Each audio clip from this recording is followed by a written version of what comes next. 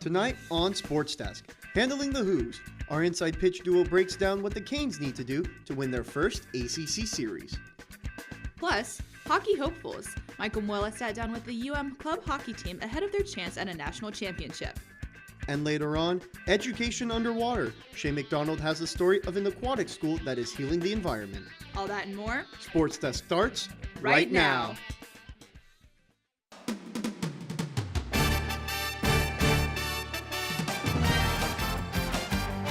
I'm Ed Reed, and you're watching SportsDesk.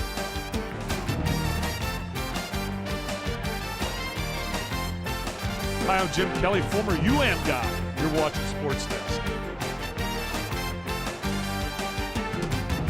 What's up? I'm DJ Williams, and y'all watching SportsDesk.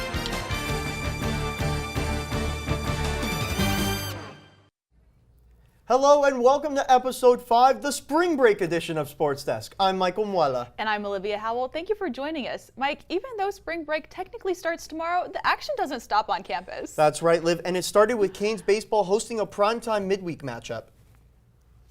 Canes baseball hosted the Stonehill Skyhawks on Wednesday, looking to win their first midweek game of the 2024 season. Let's take you to the corner of San Amaro Drive and Ponce de Leon Boulevard for the highlights. Here we go, top of the first, scoreless between Stonehill and Miami with Jack Thorbon. An RBI single to left field over Dorian Gonzalez Jr. put Stonehill on the board. They lead 1-0. Let's go to the top of the third inning. This time Stonehill up 2-0. Runner on second, Blaine Lidsky. He singles into right field for a base hit. It's 3-0 Skyhawks. Let's go to the bottom of the third. Blake Hollywood Sear at the dish. Boom! Rips it into center field. That's a base hit. Miami gets on the board. It's 3-1. Later, following an RBI double from Trey Shula Hall, here is Stonehill up 4-1. It's Taylor Gaspar. Boom! Deep fly ball center field. You can forget about it. Over the batter's eye in center. Stonehill at this point leading 6-1. Bottom 7. Blake Sear. Booyah! See you later. That is a long fly ball to deep left field. Miami down 6-4. Let's go to the bottom of the 8th. Miami tied 6-6, and the freshman Daniel Couve puts Miami ahead with a go-ahead RBI single. Miami will win it 7-6. After their midweek win against Stonehill, the Hurricanes continue their early season homestand with a 3-game series against the Virginia Cavaliers. Andrew Klein and Mia Hausman are live in studio to let us know what Miami needs to do to get a win. Guys? Thanks, Olivia. Welcome back to Inside Pitch. I'm your host, Mia Hausman, alongside analyst Andrew Klein. Andrew, a tough series for the Canes against UF with only one win sandwiched between 2 losses. Let's break it down. Well, Mia, a lot to talk about with that Miami UF series because the Gators are as good as it gets. Top to bottom, their order is absolutely stacked. Jack Caglione, it's Luke Heyman, Colby Shelton, Tyler Shelnut. All these guys were able to get a piece of the pie for Florida last weekend. But on Miami's side, there was some good starting pitching. It started with Gage Zeal on Friday night. He pitched well, went 6 innings, gave up the 4 runs, 3 earned on the 1 error by Antonio Jimenez. He left with a 1-run deficit, but overall looked really strong against this Gator lineup, the best team he's faced all year long. Then on Saturday, it was Rafe Schlesinger, and this guy has been marvelous for Miami. He's been their best starting pitcher all year. 6 1/3, got through the order 3 times, and was very strong for the Hurricanes with 9 strikeouts. And then on Sunday, Herrick Hernandez wasn't his best. He gave up 6 hits, 4 of them left the yard, and when your offense is predicated on home runs and you don't get that, and your starting pitcher lets the ball leave the yard, it's a recipe for disaster. Well, absolutely. After UF, the Canes faced Stonehill and came away with an impressive comeback win. I mean, how did Miami show up in this game? Well, Mia, honestly, until the late part of this game, nobody really showed up except for one man, Hollywood Sear. A couple of big base hits. That was one right there. 2 hits on the day and 3 opportunities for Sear. He had 4 RBIs. This is the big one right here. For the first time since the NJIT series, Hollywood left the yard. This is what Miami needs, a catalyst in the offensive side, and if that's the one that they get, boy, these Hurricane fans are going to be happy. Well, it's another challenging series for the Canes tonight as they face off against the University of Virginia. This Miami team has a lot to improve on, but what are the essentials? Well, you said it, Mia. There's a lot to improve, but there's also a lot good. It starts with the middle order mafia. That's Sear, that's Couve, that's Jason Torres, that's Dorian Gonzalez Jr., all guys who have been really key hitters for Miami in the middle of their lineup, and they need those guys to keep on rolling. Now, number 2, this one's huge. Brian is back. His first outing of the season, 3 hitters faced and 3 strikeouts, shades of Andrew Walters in the back of the bullpen for Miami. And number 3, big game Blake. Hollywood put on a show on Wednesday. Now it's time for an encore. Well, that's all the time we have for you guys tonight. Back to you, Olivia. For the second weekend in a row, the Canes welcome a top 15 team to the light in the form of the 13th ranked Virginia Cavaliers. Our lead reporter Jaden Cohey is live at Mark Light Field with the series preview. Jaden, what should Canes fans expect to see? Thanks, guys. I'm here at Mark Light Field where the Canes are currently taking on the Virginia Cavaliers. The Canes are coming off a 7-6 comeback win against Stonehill from earlier this week. During that game, they scored 6 unanswered runs, and they can definitely use some of that momentum to secure another win for tonight. Let's bring out that popcorn because the theme of tonight's game is movie night, and they're highlighting some classic baseball films, whether that is Sandlot or Rookie of the Year. Live from Mark Light Field for UMTV, I'm Jaden Cohey. Let's send it back to the desk. Thank you very much, JJ. Now, the Miami Maniac has been a staple of Canes baseball for over 40 years, but there's a new friendly face taking Mark Light Field by storm. Who is this sweet treat thief? Wrigley Court has the story. Miami Hurricanes baseball is consistently near the top of its conference when it comes to fan turnout.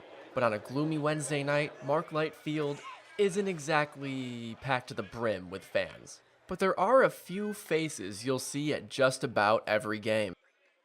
Some fans of the away team, the team's mascot, the Miami Maniac, and, as of this year, Cookie Monster. His smiling blue face has become a staple of Miami baseball this season. But according to the man behind the mask, the tradition actually started at a football game. I decided, Halloween's coming up, we got a game around there, so I decided, why not dress up? I ultimately decided between Cookie Monster and Elmo, and Cookie Monster is here before you. Austin Monty is a lifelong Canes fan, and being Cookie Monster is just one of the ways he shows his avid fandom. I love the University of Miami. They've given me so much heartache, but at the same time, so much joy. I will support this team no matter what, through the highs, through the lows. That's what being a fan is. And through his in-game antics, Austin's even gotten some fans of his own. It's great that he's here because he gets together with Maniac and they do high fives and they do dances and the kids love it. And so do the adults. It's fun to see. No matter how bad of a day I've had, waking up knowing that people get a kick out of Cookie Monster, it's a blessing. It's one that I didn't think I'd encounter during baseball season, but I'm glad. I'm glad people are loving it. For UMTV, I'm Wrigley Court. Thanks, Wrigley. Coming up on Sports Desk, prior to the women's ACC tourney game against Virginia Tech, Shay, Manny, and Taryn were here to discuss the start of the postseason. Don't go anywhere.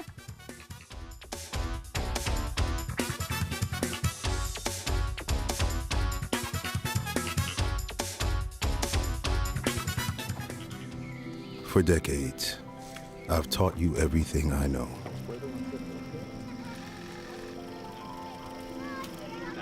How to safely build a fire.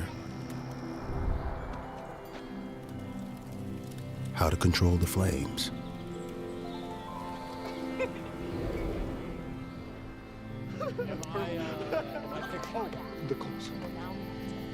What to do with hot coals. How to secure your chains. There's no sparks.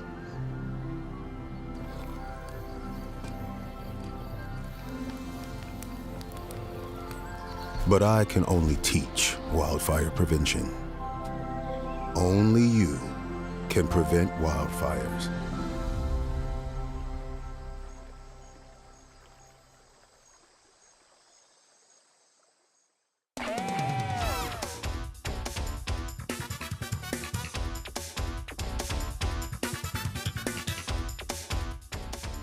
With the college basketball season postseason upon us, the things are heating up on the court for the Canes men's and women's hoop squads. Let's hear from our Hurricane Hang Time crew who was here earlier today to tell us more. Guys?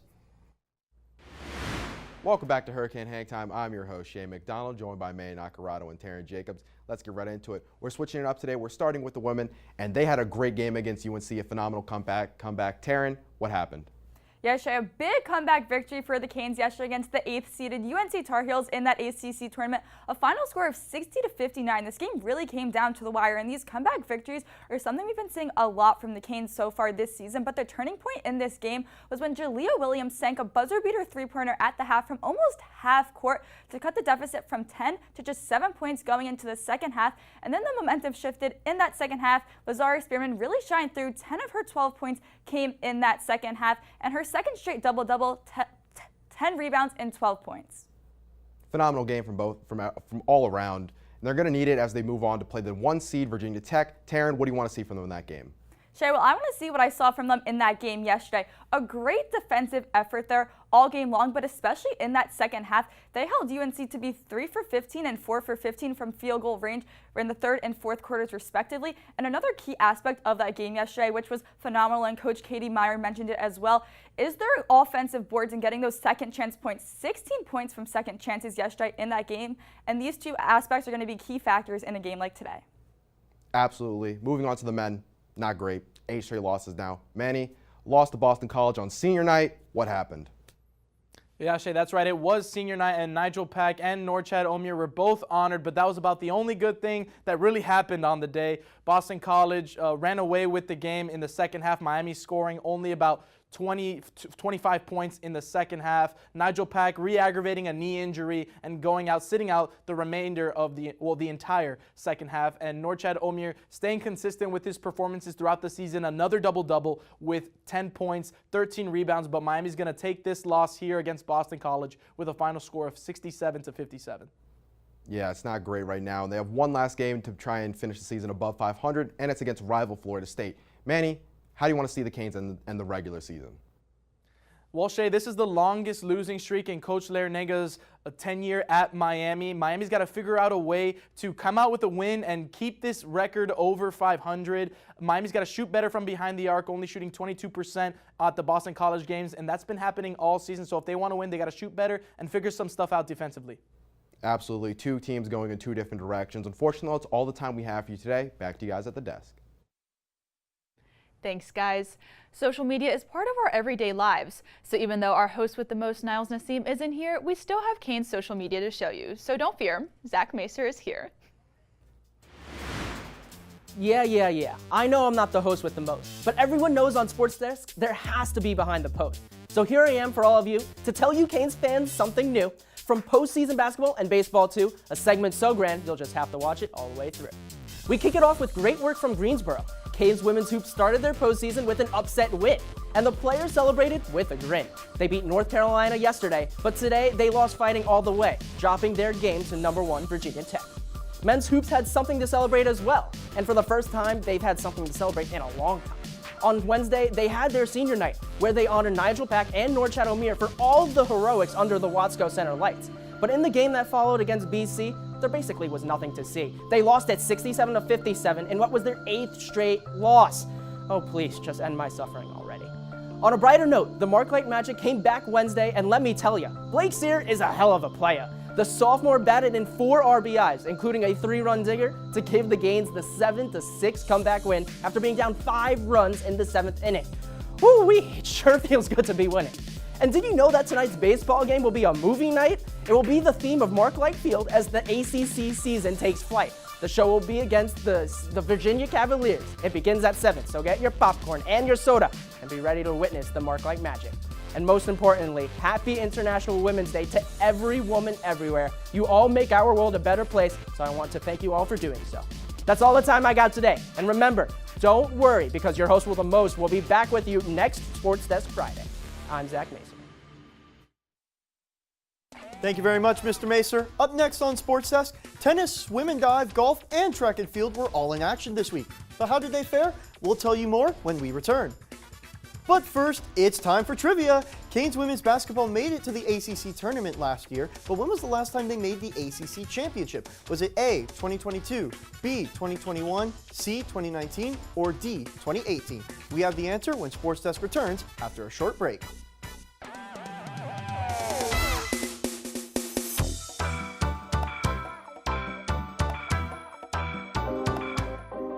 It's important to get a flu shot. each and every year because flu viruses are constantly changing and immunity from the vaccine decreases over time. Flu vaccines are updated annually to work against that year's viruses. The best time to get your shot is in the fall, but getting it later can still help. Getting a flu shot lowers your risk of getting sick, and if you do happen to get flu, it's likely to be less severe.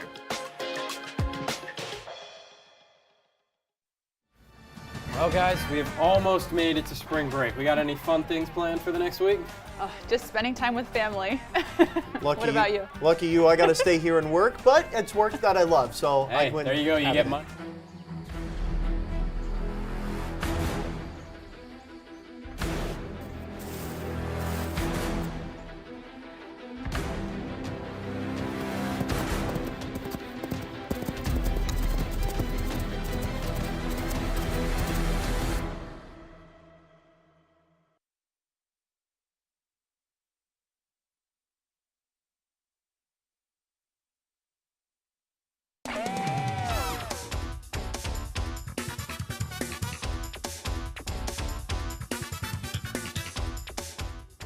Welcome back to Sports Desk. If you guessed B, you're correct. Miami reached their first ACC title game in school history in the 2021 season, defeating Duke and nationally ranked teams Louisville and Notre Dame before falling to NC State. Canes track is racing to the finish line as the NCAA Indoor Track Championships are underway. Giovanni Alonso and Carter Lutz are here to break down the big race and more on the O Sports Roundup. Guys?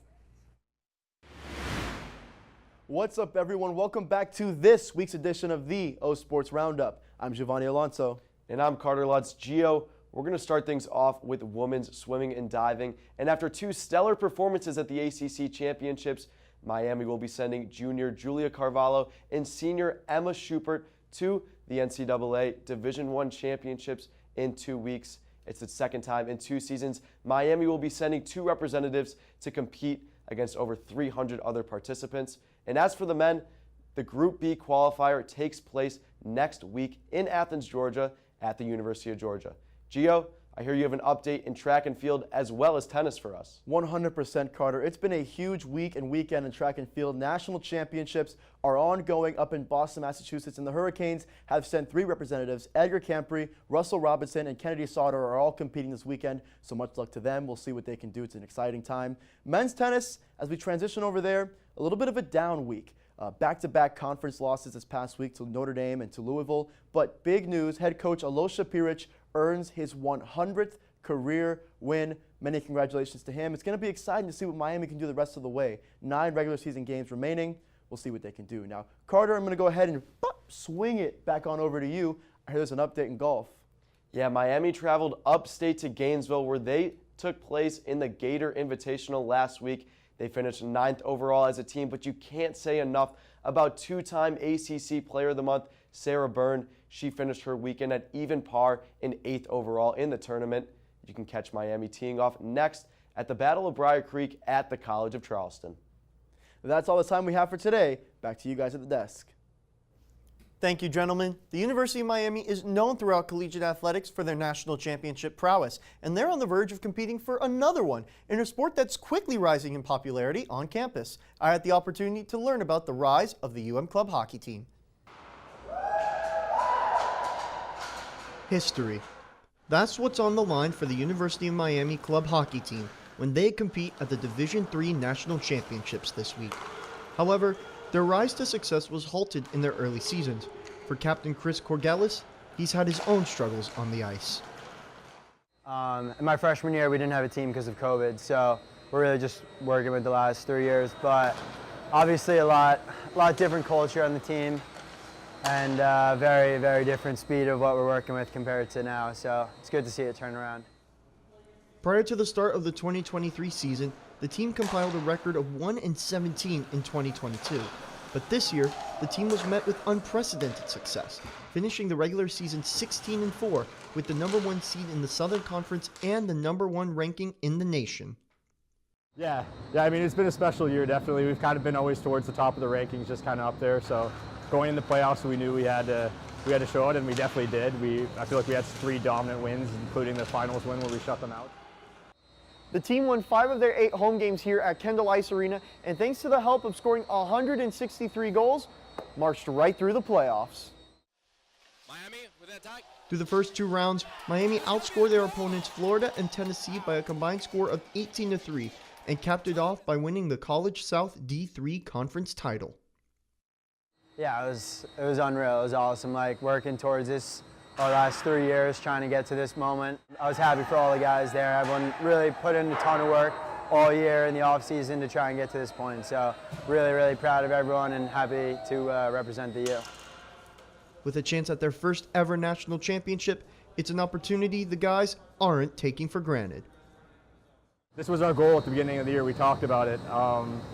We knew we were a different team than in years past, skill-wise definitely, and just in terms of the environment and the team atmosphere. So this was our goal at the end, and we're just happy to be going, but we know that there's still work to be done. The team kicks off their quest to bring home the trophy by facing William & Mary at 8:30 a.m. on Saturday. And win or lose, the team will be promoted to Division II starting next season. Canes rower Mimi Balaam is bringing the Thunder from Down Under to the 305. Tatenda Mukureshi just sat down with her on this week's edition of Athlete of the Week. Tatenda? Hello and welcome to this week's episode of Athlete of the Week. I'm your host Tatenda Mukureshi, and today I'm joined by Mimi Balaam from the rowing team. Welcome. Thank you for having me. It's so good to have you. It's an honor. I would love to know, where did you grow up? I grew up in a small beach town south of Melbourne in Australia. It's on the Great Ocean Road. It's called Ocean Grove. Small population. I went to a school in Geelong, and then I moved to Melbourne just before I came to the States. Wow, what was it like growing up there? It was peaceful. I loved it. We'd go to the beach after school every day. It was very outdoorsy. Wow. I learned to do surf life saving, and I loved it. I was just really involved in nature and had a lot of fun with my friends, playing tennis and golf. Loved it. How did you get into rowing then? So the school that I went to, we were required to do a different sport every semester, and my sister, who's older than me, started being a coxswain, which for those of you who don't know rowing, they're like the coach from within the boat, and they sit at the front of the boat. And I had a background in running, so I was like decently fit, and I got into it and I loved the team aspect. You're with 8 of your other best mates doing the sport that you love, so I love that aspect of it. I love that. So now you're a Miami Hurricane. What's your favorite part about being a Miami Hurricane? The opportunities. So Australia's very good at the sports that they do for how small the population is, but we don't have nearly the opportunities that women or even athletes have over here in the States to compete at such a high level and get such a great education over here. So very lucky. Lastly, what motivates you? To lift everyone else up around me. I think rowing's a prime example of that. You are truly only as good as your weakest link. So helping everyone be the best version of themselves and leaving a legacy in the program that we have here. Wow, thank you. That's all the time that we have for today. Thank you. Remember to be good, and if you can't be good, be safe. Back to you at the desk. Thank you, Tatenda. And still ahead on Sports Desk, one of the NBA's rising stars rose up to make a fascinating play. Stay tuned after the break to see how it happened.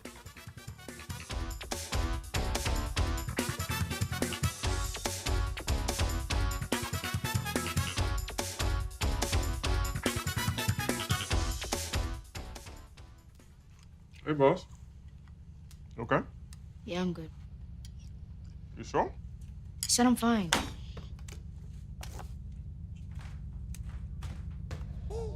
Since I was little, it was only like me and my parents. You think you created family out of characters? Yeah, of course. I'm gonna take that and make it into a song.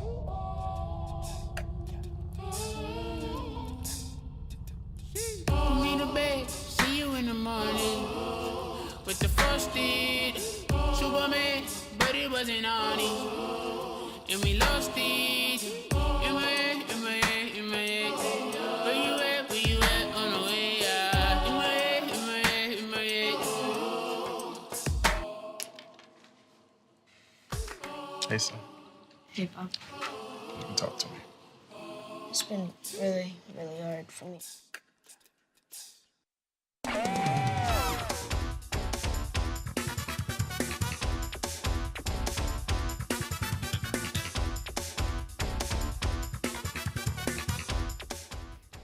One local swim school goes above and beyond to keep the environment as clean as their pools. Shay McDonald has the story. 2, 3, For 3 decades, Oak Aquatic Swim School has offered its services teaching swimming for kids of all levels and water safety courses for parents. This Sunday, with music, mascots, and fun, it welcomed its community to celebrate its 30-year anniversary. Started in 1994 by then 22-year-old Miran Oka. A UM alumni, she started teaching in the campus swimming pool and in backyards for families. Now, after 30 years, her business has become more than a job. It's become a passion. And it is the most amazing business and most amazing work that I could be doing with my life. So I love my job so much. Oak Aquatics isn't only about swimming. In addition to the lessons they provide, Oak Aquatics is often involved in the local community. Through donations it makes to several environmental foundations as well as initiatives it runs relating to efforts to create a more sustainable environment. Their work expands past the confines of a swimming pool. Part of our mission is to help our team members develop in this framework of social and environmental responsibility, because we want to build our business, but in a sustainable way. And that's what we want, is we want to grow a business that can be a force for good in the community. Such efforts earned Oak Aquatics a designation as a certified B Corporation for their social impact, the first swim school to do so. This was highlighted by their several environmental partners who were at the event. Clean Miami Beach, Blue Missions, and the Community Resilience Pod, along with others, held stations educating kids and parents on how they can contribute to creating a better environment. Oak Aquatics' impact isn't just related to the environment, though.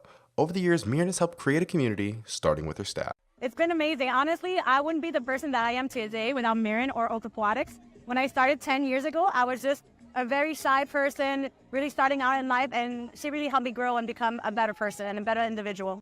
Through the staff she's helped build, Oak Aquatics has helped create long-time connections with the families they help teach. Day one, the staff has always been welcoming. Anything that we ever needed as parents for our kids, the staff have always been there. So as much as this anniversary was a celebration of a swimming school, it was a celebration of 30 years of hard work that has shaped the community. To this team right here. Come on, everybody. For UMTV, I'm Shay McDonald.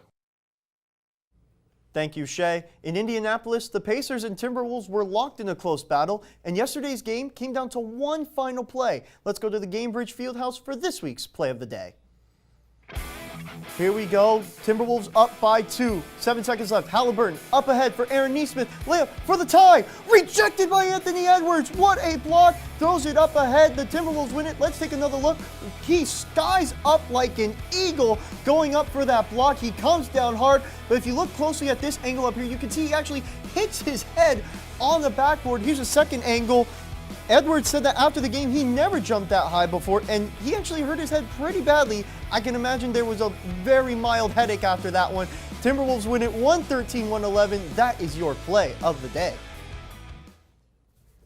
Earlier today, the Lady Canes faced off against Virginia Tech in the quarterfinals of the ACC tournament. We were in studio to see how things would unfold for the Canes from Greensboro, North Carolina. There we are, sitting gathered in Studio B where we are right now, and we're just watching the last few plays of the game, the last few seconds, and you can kind of already see the disappointment on our faces as we kind of knew what was coming, but we were just watching as the game was finishing out, and you can see our audio operator Eli just gets up straight out of his chair. We're all just walking out of the studio. You know, the girls had an amazing run this season. Hopefully they will get a bid in March Madness, but that was definitely disappointing, but they had a great showing yesterday in North Carolina. Yeah, a huge 1-point win over UNC. That's a quad 1 win, so it actually helps Miami's tournament chances just a little bit, but who knows? If they don't get in, oh well, still a great season. If they do, we still got a lot of cheering to do because anything can happen in Miami March. That's right, Mike, but unfortunately, that's all the time we have for Sports Desk tonight. Thank you for joining us. But don't worry, because we'll be back in 2 weeks. Same time, same place. Have a great night, but most importantly, have a safe and happy spring break.